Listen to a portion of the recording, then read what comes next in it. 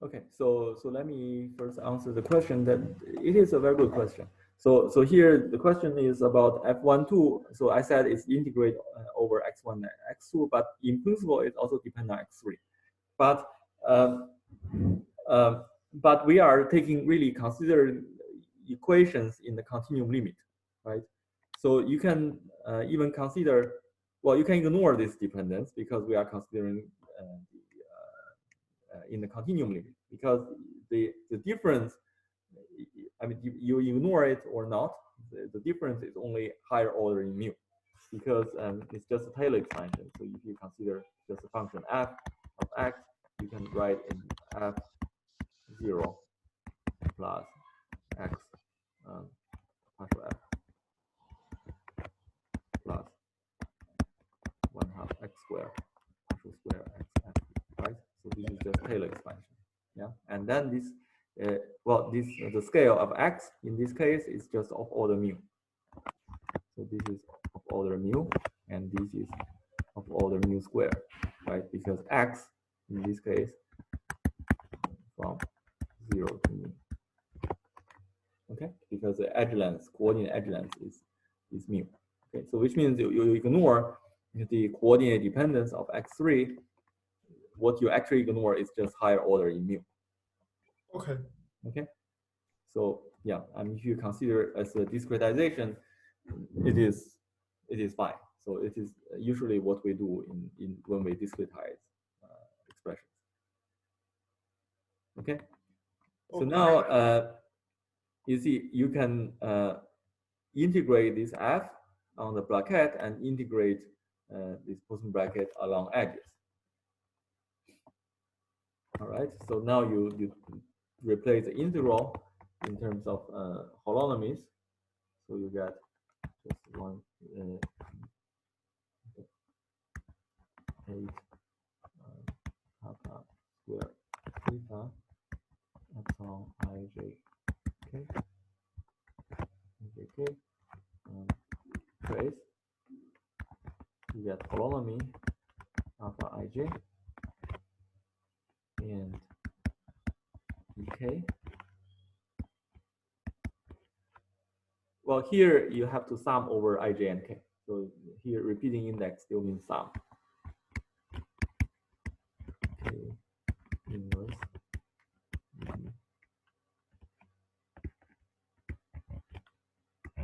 Okay. So well, there's a sum. Put a sum.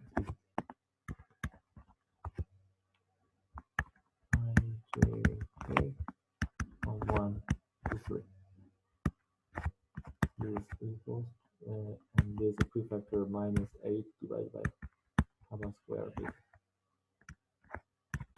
Okay, so this is a discretization expression. This is for the integral of this quantity in this cube, in this blue cube. So you see this cube is determined by 1 plus, 2 plus, and 3 plus direction. So I can call this cube all plus, cube of plus plus plus. Okay. However, you see around this vertex there are many cubes. There are in total 8 cubes. So this is what we actually consider is just a single cube, plus plus plus cube. And there is also plus plus minus cube, and there is also minus minus minus cube, and also minus plus plus cube. Right? So you have to take into account all of them, and you have, which means you have to compute 8 integrals. There are 8 cubes. You have to compute 8 integrals, and then take the average, and that's the contribution at the vertex B. Okay, so there are 8 cubes.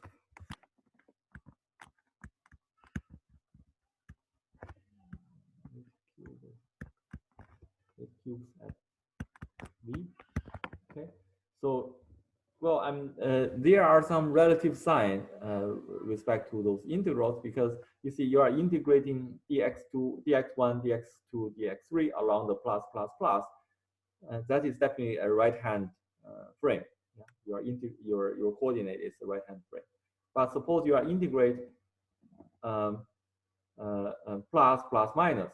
Yeah, so let's say 1 minus 2 plus and 3 plus this direction. If you are integrating dx1, dx2, dx3 along the outgoing edges, that coordinate is a left-hand coordinate. However, then which means you have to, and to keep the same orientation, you have to put overall minus sign, right? And remember our definition of integration. So I mean, if you choose a left-hand side, if you choose the left-hand coordinate, you have to put overall minus sign to keep the same orientation of your manifold. So here, suppose we go with 1 plus, 2 plus, and 3 plus, and this is the right-hand coordinate.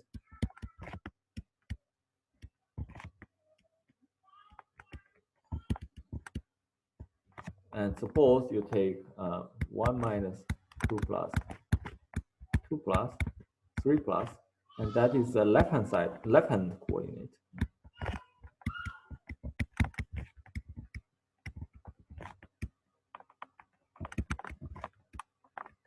Left-hand coordinate. So which means, and in this case, you have to add a minus. Add overall minus.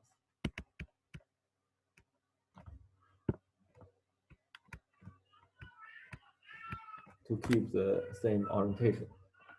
Okay, and to in order that all the integral contribute in the same orientation, and then you have to sum over.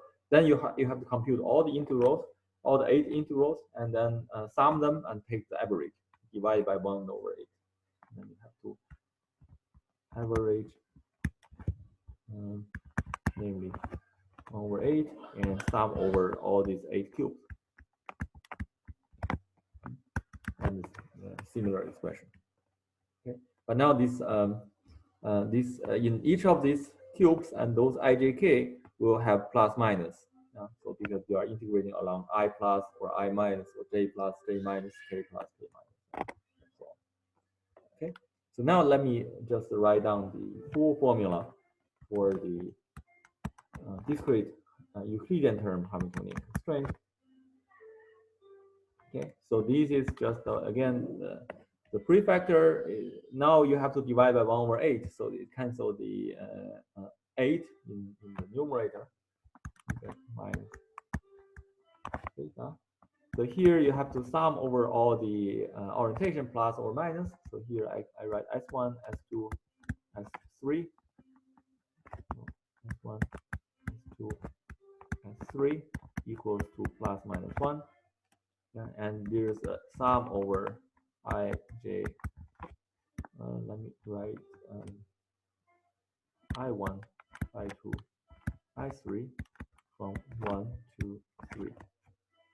Okay, and now you have, because of this sign relates to orientation, so you have to prefactor S1 multiply S2 multiply S3.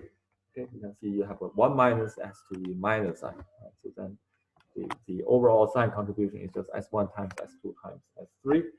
And then you just write down this formula, but you have to put plus minus in the formula. So epsilon I1, I2, I3, and this trace polynomial alpha I1 S1 and I2 S2 at the vertex B. So this is the polynomial. This is the loop polynomial around the bracket, and then this H E V I3 S3 closing bracket.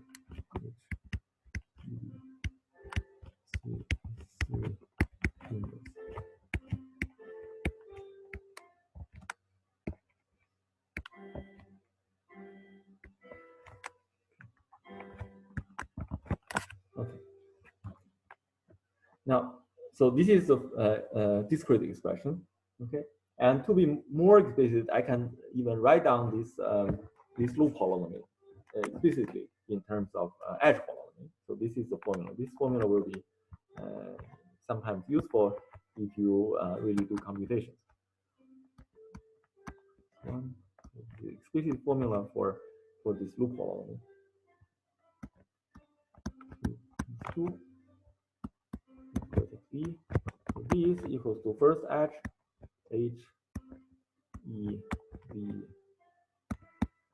along the I1 direction and S1 direction, and then it goes to the I2 direction, but you have to shift your vertex to the endpoint of the first holonomy.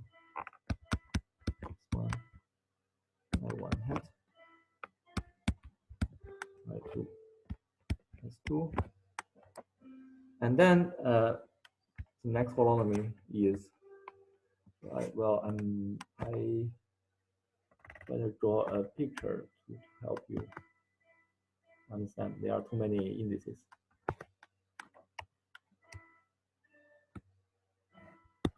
Okay, so now let's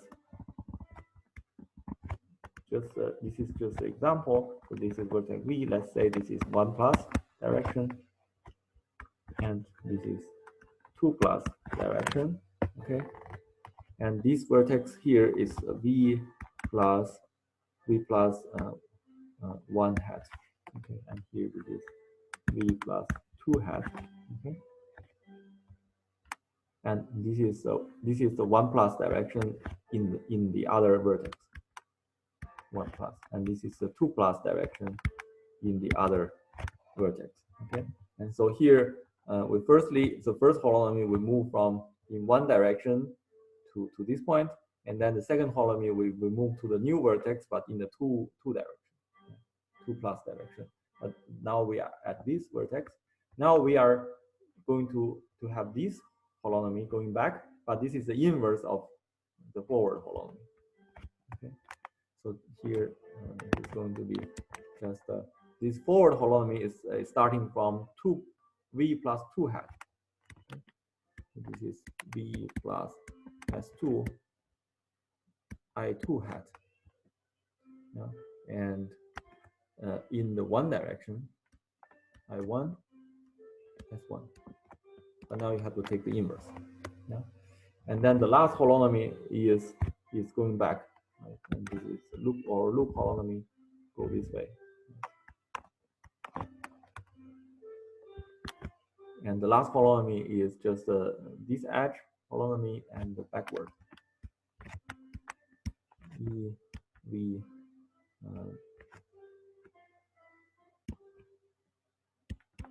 I2 S2. Okay, so this is an explicit expression for this loop holonomy. Okay. So now you can see we have expressed the Euclidean Hamiltonian constraint in terms of elementary lattice variables, holonomy, and volume. Well, volume, you know, it is just relates to the flux. Yeah. So we know how to express this Hamiltonian constraint in terms of lattice variable. And now the next step is the quantization. It's really straightforward. You just put hat on all the quantities. And now you have a Poisson bracket. What you need to do is just replace Poisson bracket by commutator. Okay, so now let's do the quantization.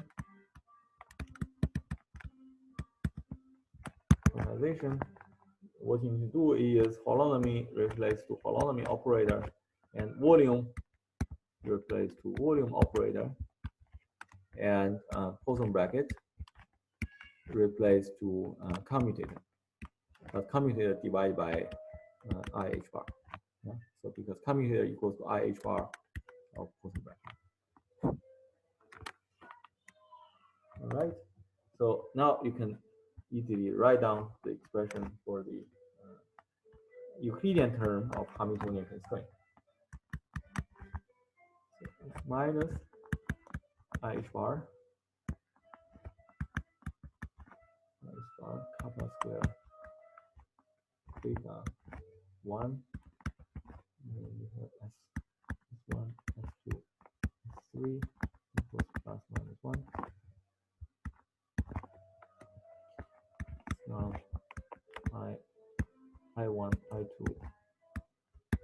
I3 equals to 1, 2, 3. S1, S2, S3.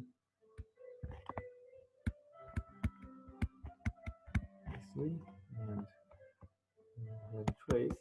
So remember here the trace is still the trace of 2 by 2 matrices. So here holonomy is a matrix valued operator. So here it's every matrix element become multiplication operator. So this trace is still taking the trace of the 2 by 2 matrices.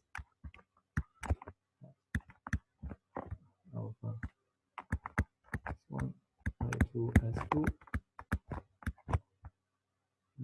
holonomy VI3.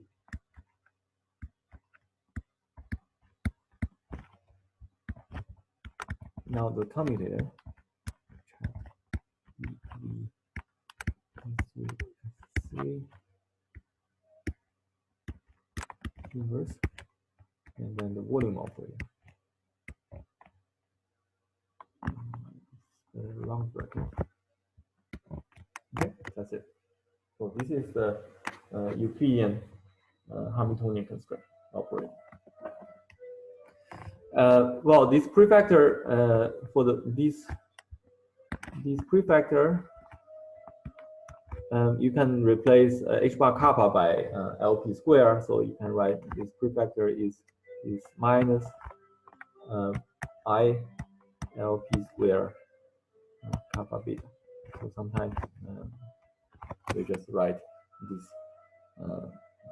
We use LP square instead of h bar kappa. So LP square equals to h bar kappa. All right. So this is the Euclidean term of the Hamiltonian constraint. Well, now I give you a homework.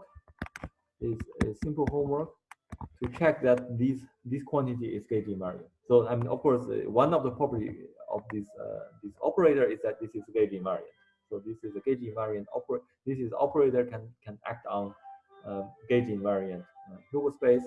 So now this is just something that you can check.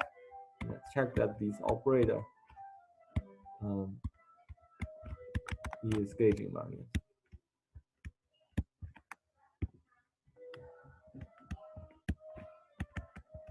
Is gauge invariant, namely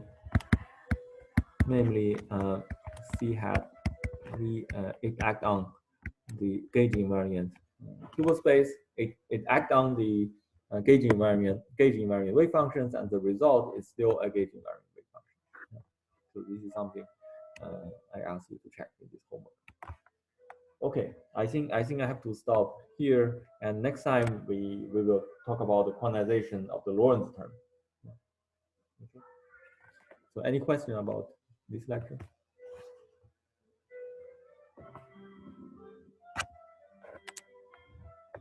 Okay.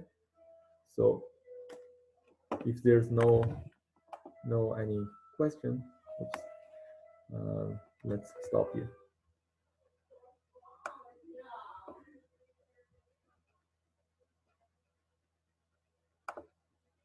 Okay, see you next time. See you.